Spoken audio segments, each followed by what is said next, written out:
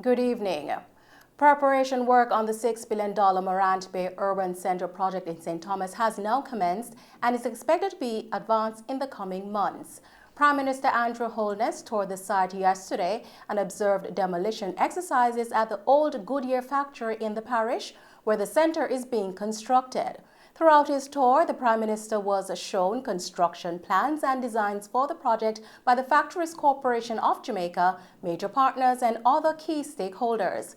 When completed, the center will accommodate the parish's municipal corporation, government entities, business process outsourcing BPO companies, a university and other structures. An estimated 3,000 new jobs are expected to be created from the development. Mr. Holness said that he is very pleased to see that work has finally started, and this will improve the lives and livelihood of residents in and around the parish. This is a project that I have personally pursued. Governments before have attempted. I'm standing here in the skeletal remains of a factory. It used to be the main economic source for the parish of St. Thomas. It was a brand name. It meant something for the people of St. Thomas because this is where their incomes would come from that would support their families. As the factory has been abandoned, it has been taken up for other uses. But we can make better use of it, and we intend to. Other attempts have been made. Some years ago, several hundreds of millions of dollars were spent on trying to rehabilitate the factory for community use. It didn't work. So we have been very careful to put together a development project that is viable and sustainable and meaningful. But nevertheless, the government still has to de-risk the project in some ways, and we have assigned the Factories Corporation to lead the project. We have China Harbour as a partner in the construction, and we have NCB and other financial houses as partners in ensuring the financial viability of the project. So far, all the reports suggest that the buildings and facilities that are going to be constructed here will be taken up. So I am certain that this project will be economically viable and that this project will become the center of activity for the parish. He announced several other parishes that will be developed into urban centers and townships. This is major for the country and for the parish of St. Thomas. But this is not the only one that is planned. This is one of 4 rural township developments that are on the books. Falmouth is being planned as we speak, and that is a 50-acre plot of land that we have, which is in proximity to the town of Falmouth, which we will be doing something similar. We are looking at Boundbrook, which is far advanced. The plans for that are complete. The financing is about to be complete, and we could start that within the 60th year of our independence. We are also looking at Old Harbour, and that is being done as well. Spanish Town, as you know, is close to my heart for more reasons than one.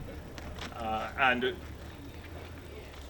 whilst we have not yet put to paper designs, but Spanish Town would be an area of Jamaica that has so much cultural and heritage assets that we need to preserve and develop. So Spanish Town would be next on our radar as an urban township that needs intervention.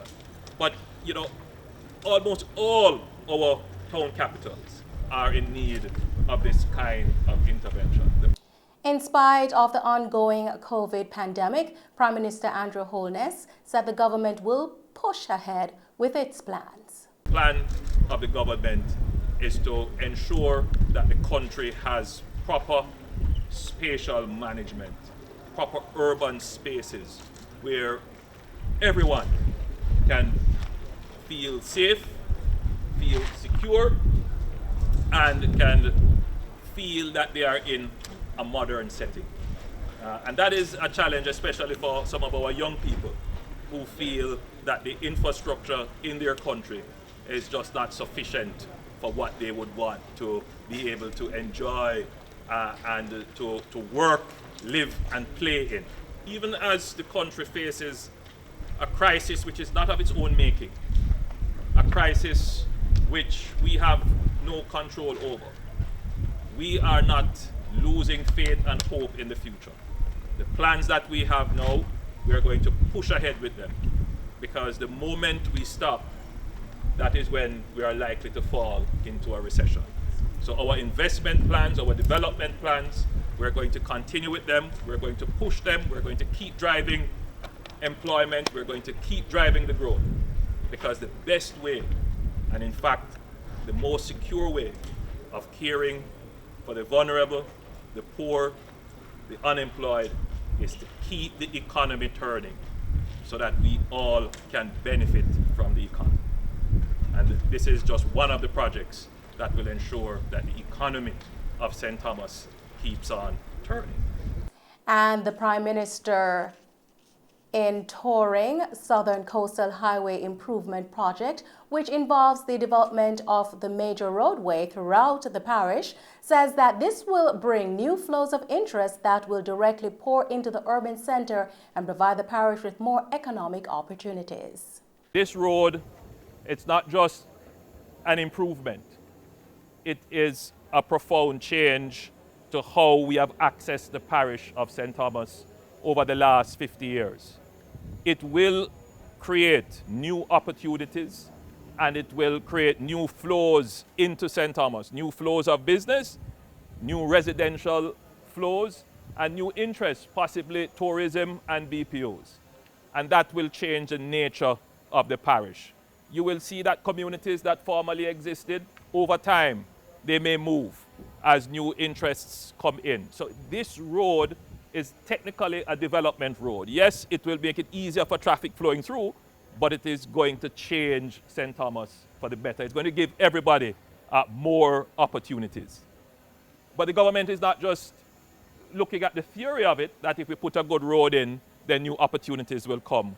The government is also being instrumental, meaning the government is taking deliberate action to ensure that the full value of the road is recognized.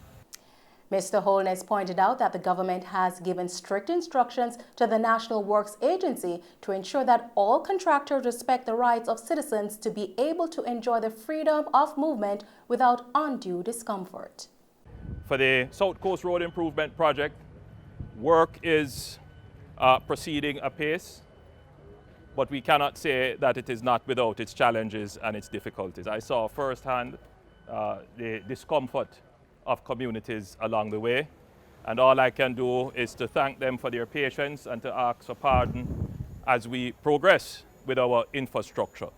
Nevertheless, the NWA has been given very strict instructions to ensure that all the contractors respect the rights of citizens to be able to enjoy the freedom of movement, the use of the roadway without undue discomfort. So I know that they have increased their efforts to water the roads, to keep the dust down, to provide dust shields where possible, and to give access to persons who are living in close proximity to the construction work. I know as well that they have increased and indeed advanced the paving of roads, because this will help.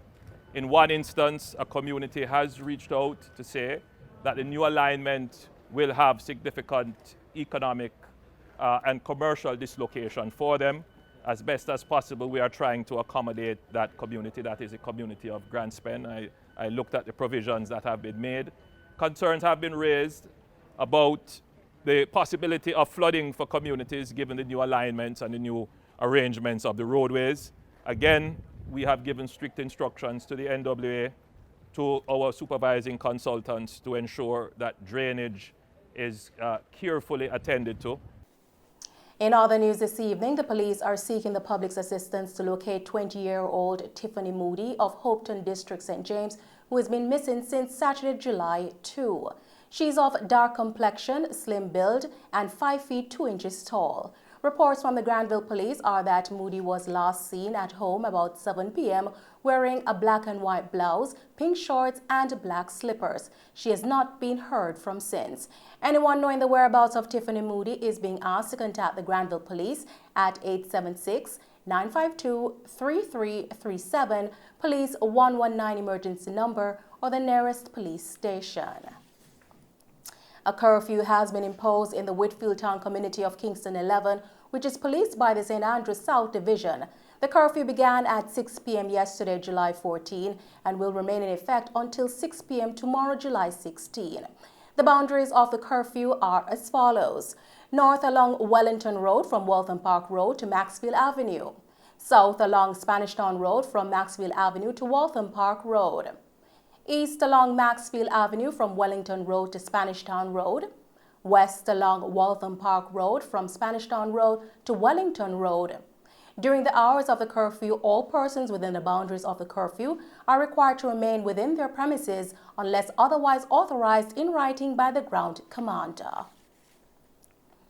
One high .9mm Luger pistol with a magazine containing 3 9mm cartridges was handed over to the police by a citizen after an incident at a bar in Darlington, Westmoreland yesterday.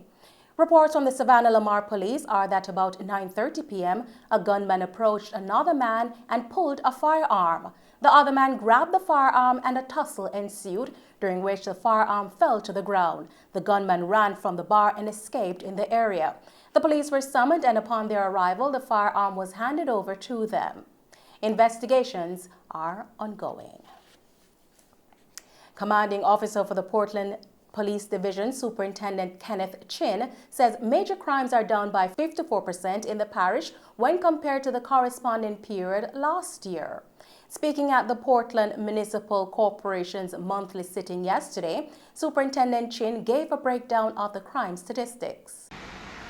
An overview of the crime situation as at July 13, the division is now seeing a reduction of 48 or 54% less serious and violent crimes when compared with the same period in 2021. So 41 of the serious and violent crimes were reported since the start of 2022, of which 23 or 56% were cleared. In addition, we managed to clear up 13 serious and violent crimes for previous years, which at present we have a total clear-up rate of 88%, which is higher than the national standards, which is 60%. So the comparative period for 2021 recorded. He said there has been an increase in aggravated assault. He added that the Shrewsbury area remains tense following a murder and shooting incident earlier this year. He said the ban on entertainment events in some West Portland communities remain in effect. Superintendent Chin told councillors that he's being transferred to St. Elizabeth later this month. He's being replaced by head of the Manchester Police, Superintendent Lloyd Darby. And Mello TV News is reporting this evening that Jamaica is projected to earn more than $5 billion in direct foreign exchange inflows from visitor occupancy of approximately 8,000 rooms slated for construction over the next 2 to 5 years. Tourism Minister Edmund Bartlett said over 24,000 new jobs are also expected to be generated by the developments valued at approximately $2 billion, which are either underway or slated to commence shortly. He noted that it will be the largest expansion of tourism in the history of the industry in Jamaica. Mr. Bartlett further highlighted that the programmed activities include 2,000-room Princess Hotel in Hanover, which he noted is going apace, adding that the first 1,000 rooms are expected to be ready by 2023. He said the 260-room Sandals Downs River development in Ocheria, St. Anne is going extremely well and that the development's completion is also expected towards the end of 2022 into 2023, while the 700-room Rio Hotel being constructed in Falmouth, Trelawney is expected to go apace and should be ready by mid-2023. In the meantime, Mr. Bartlett said groundbreakings are slated for several developments, among them the 2,000-room Hard Rock Hotel in St. James, which he informed will be ready in another few weeks. And those are the stories making the news this evening. I'm Nicole Hales. Thanks for watching.